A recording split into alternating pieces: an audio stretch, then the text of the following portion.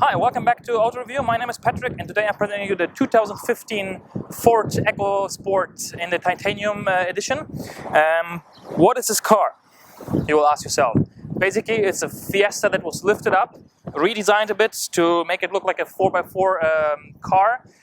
However, don't get it wrong, it's actually a city car because it's not a 4x4, it's a 2x4 front-wheel drive. And this car is designed in Brazil. It's built for the European market in Chennai in India. We are here in Dubai, so it's very international as you can see. And spec-wise, it has a 1.5 liter petrol engine, naturally aspirated, producing 110 horsepower, 6,300 RPM, and 140 Newton meters of torque at 4,400 RPM. So as usual, I'll show you the interior, both front and the back seats, as well as the boot space, and then we drive. However, if you'd like to skip that, you can right away click either here or there. I'm going to put it somewhere in the video. And check as well as at what minute you can skip it if you don't want to see the interior and just the driving part. So let's go right into it. So, EcoSport from inside in the front seats. I have really sufficient space as a driver. I really like it. Enough knee space, enough headroom as you can see. This car accommodates 4 adults, full-size adults like me, and even taller very comfortably. Then what do we have? Steering wheel with the controls for radio and cruise control on radio left and cruise control right. Then on the left side we have electric windows and to lock the windows in the back. One touch up and down for the driver, however, only for the driver, so the passengers have to keep the button hold, which I do not like. Then we have a push start button, so you can basically leave the key inside. RPM left, speedo on the right. Then we have a little digital display on top, which gives me information like average consumption, how much distance left to refill, the fuel gauge on the bottom, and a little digital at the moment consumption, how you call it, momentaneous consumption. The fuel consumption at the moment. Then in the center, how do we have? Okay. Then in the center we have the screen, a little screen in the middle. However, it's very reflective and it always reflects from this window in here. Especially in a sunny country like here, so it's not easy to read at all, and it's just blue. There's no navigation on it whatsoever. Control units, kind of a lot of buttons. What this is very typical Ford. Hazard lights in the middle, and as well as the lock button. AC unit. These buttons are a little bit difficult to turn because of the surrounding plastic. You really can grip it only on this side here or on that side. And on the bottom we have a little anti-slip mat in front of this gear knob. It's a 6-speed automatic gearbox, no direct, no DSG. It's a little bit slow, I have to say, and in combination with the engine, which I will tell later, not very harmoniously. We have a manual option here for the 6 gears, handbrake, conventional handbrake, 12-volt power socket, 1 USB port and aux. Then we have 3 cup holders with the ashtray that you can take out, another cup holder here that you can reach from the back as well. The armrest, as you can see, is a very nice feature, only in a titanium version available. However, I don't think it should be like that. As well as lumbar support for the driver. And now seats, very nice leather seats with the red stitching. They look nice. They give good side support for a car like this, and in my opinion they're very comfortable because they're not soft. I prefer a bit stiffer seats because it's better for long distance driving and it supports you, and if you get out of a car that has soft seats you have back pain usually. I don't like that. Then on top we have sunshade. We have a mirror for the driver, but it's not illuminated. On the passenger side we have a mirror. It is illuminated, however not covered. I don't know, half here and half there. Lights here. The mirror automatically dims itself. The little compartment for glasses, which I like as well. And that is pretty much it. So let's hop in the back. So the EcoSport from the back, as I said, this car has a lot of space for 4 adults, and I'm sitting straight, and I have really a lot of space for my knees as well. So this is totally different from the Fiesta. And I have enough headroom as well for myself. What we have a comfortable armrest, electric window, and that's pretty much it. A little bit space to put some magazines here. We have no armrest in the back. three-point seat belts, which is a good thing. And as well, what I like is we can change the incline of the backrest. However, the headrest, this is as far as it goes. So if I do like this, you can see my head is not supported at all. This is a very negative thing. I will really try hard to get it out. It seems like they are fixed, you can't get them out. And that's something I don't like. And we have a little light here in the back, which is not really a reading light. And that's it. So let me show you the boot and then we drive. Okay, so let's take a look at the EcoSport from the back. And this is one of the main highlights and features, which is both very unique and, in my opinion, a little bit negative as well. Okay, so from the back, as you can see, you have this spare wheel attached to the rear door. And obviously you can imagine something like this is heavy and the door will not be able to open that way. So what you do, which is one nice thing I think, like, the nice integrated in the headlight, there's a little button here. If you press that, it will open a door. And you'll see the door will not go up, it will slide to the left side of the car. And that is the big flaw as well right away. If you live in Europe, where this car is built for basically, and you park your car, you'll not be able to open that boot space.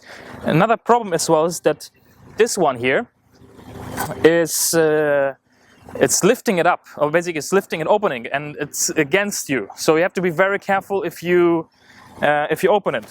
Okay, so space-wise we have 330 liters, a little flap that you can open up to get easier. Then you can split fold the seats with 2/3 and 1/3 on the right, and as well as incline or decline, to say this, decline, the angle of the seats. Loading height is okay, because it's 4x4 obviously, and I think the space is okay for a city car. Now you could, if that would be bulletproof, you could use it for police and, you know, do this way. Just a joke. But as I said, the main thing is you will not be able to open this. One more thing that I actually realized when I was testing the car and I was loading, unloading my stuff, I hit my head twice at this corner here. And this is something that you have to be really careful, because that will hurt like hell. Yeah. Fine, let's close it up and let's drive. Okay, before we drive, I just want to make sure, because I don't want to forget. In this car you can adjust the steering wheel in all 4 directions, which is good. And you can adjust the seat as well in height for the driver. So, that's it. So, let's drive. Okay, so what do I think of the EcoSport? First of all, the design. I like it. Personal taste. Obviously, cars and fashion, everything has to do with personal taste. I do like the design, especially the front grille looks very big, like a big mouth. And overall it's kind of interesting. It has this 4x4 look. It looks like a 4x4, but it's not. And actually I mentioned somewhere it's a 4x4 in the video, so it's not. It's a 2x4, means the front wheels are powered. Then, let's get the first thing out right away. The engine. It's a 1.5 liter with 110 horsepower, no turbo. And that is the biggest problem in my opinion as well. This car is only made for the city.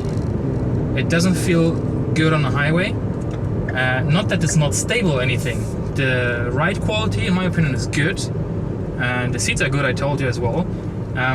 You don't have much of side movement, even though you're elevated compared to a Fiesta. However, it is not powerful enough to, for example, go onto a highway or to get into traffic, to flow into traffic. It weighs 1,268 kilograms curb weight, means 90% fuel, and an average driver, I guess, 75 kilograms. But it is underpowered. I have to say, underpowered. Unfortunately, in the UAE, we do not get the best engines here. Depends on the cars. Sometimes we get the American choice of engine, or now in this case the South American choice of engine, I guess, or for the Indian market, I'm not quite sure. I guess it's sold in India as well. I would prefer this car with the 1 liter EcoBoost with 125 horsepower turbocharged engine that was engine of the year in Europe, I think, when it was launched in 2012 or 13. So that would be much better, because this car is really lacking the punch. I mean, look at this now. I'm gonna accelerate full in drive. It revs and revs and revs and revs and revs and doesn't move much. So, and in particular with its 6-speed automatic gearbox, it loses even more spirit. I think the camera is shaking a little bit. I'll try to stabilize it in post that. Sorry for that. So I would recommend, unfortunately in this market you can't get the EcoBoost and get a manual transmission. So in Germany you will be able to get that, but here this is the only engine choice and the only transmission choice. So you have to really think about it if this is the right car. If you drive mostly in the city and just a little bit of highway, it will be fine. But if you're driving a lot of highway and a lot of acceleration, a lot of braking, a lot of acceleration, a lot of braking, it might be underpowered for you as well. There's actually another one in a beautiful red color. Actually, there are really two nice colors, which is this red and a super bright yellow one, which I would recommend for this car because it fits it best. Though the silver one looks very nice as well. Now, in addition, what do we have? So a little things I explained already. Now, this kind of things, for example, here in the sun shades. Why does this have a cover but no light, and this has a light but no cover? Bit weird. This button's a little bit difficult to grab, even though it has like kind of this perforation here, how you could tell it. Then what else? The display is very small, and it reflects crazy. I mean, now again, I just see this part of the window here, which is not nice. I have to do like this. In the night, it's perfect, it's beautiful. This display, the little one, the digital one, I'm gonna put the picture now, is good as well because it gives me the instant fuel consumption. However, I can't read it. With my glasses on and super bright outside, I don't see it. It's too light. It's too small. Then, what else? Handrest, the armrest, too loose. They should check that. But other than that, I think it's a nice car. It is a nice car. I like the looks. I like the ride comfort. Some other testers said it's too stiff, it's not comfortable enough. I have to disagree. I think it is comfortable, and I like the seats as well. Design-wise, support-wise from the side, and let's turn off the lights, and that they're not too soft. That's good. Then, two more things. The rear door, it makes only sense in US, I guess, where everyone has a driveway and everyone has his house and doesn't live in a city, on a farm somewhere, I don't know.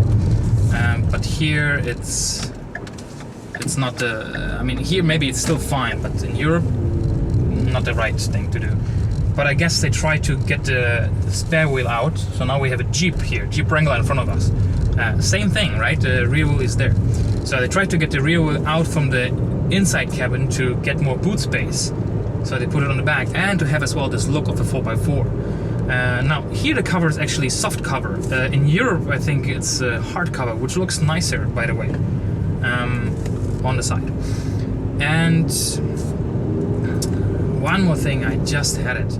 The last thing that I feel makes this car a little bit pointless. It's a 4x4 look. It has a right height. It actually has 20 centimeters of right height from the bottom to the first part of the car, which is quite a lot. And it has the ability to drive through 55 centimeters of water puddles, part of the water, which is really, really good. But it's only available as a two-wheel drive. And how can I compare this now? You have a knife that cannot cut, right? It's kind of the same thing. They should have this car available as a 4x4 option for the people who want it, because it should have the ability to do things off-road, but it's limited. Now, for example, it competes with the Juke. I'm not quite sure if the Juke. I think the Juke is available only as a two-wheel drive option as well, which again doesn't make sense to me. Now, if you want, for example, a 4x4 small city car that allows you to go off-roading, I think you should go for Fiat Panda 4x4 or Fiat Panda Cross. Unfortunately, not available here as well. It sounds very negative. I'm sorry for saying that. It is not. I mean, I see it from a different point of view. I see a car that looks like it's supposed to do off-road, but it can't. And from that point of view, I'm a little bit disappointed. From the right quality, I'm actually very happy, because it does drive very nice. And space-wise, it does have a lot of space. It has some kind of nice amenities as well. Not amenities, extras on board as well. But all those little things to save money, like this thing and this, and yes, it has a little bit of hard plastic, but in this car I kind of can accept it, because the price for this one, titanium, full spec, top of the range, is 75,000 dirhams, and that's a good price. The starting price for the EcoSport is just 59,000 dirham, and that is a really, really good price. It has the same engine. Obviously, you're not gonna have leather seats and armrest and nice things and I don't know what, but it's gonna have the same engine. It's gonna have 6-speed transmission. It's gonna have radio. It's gonna have air conditioning. So from that point of view, yes. So if you look for the budget, maybe the base version is the one to look for. If you want to have some nice things, then go for the titanium version here. But if you want to do off-roading, then this is not the right car for you. That's pretty much it. So thank you much for Ford to provide this car for me. And check Facebook for pictures and all the other cars as well. Subscribe to the channel on top, please, to see all the other videos. And yeah, and all the future videos as well. And I'll see you next time. Take care. Bye.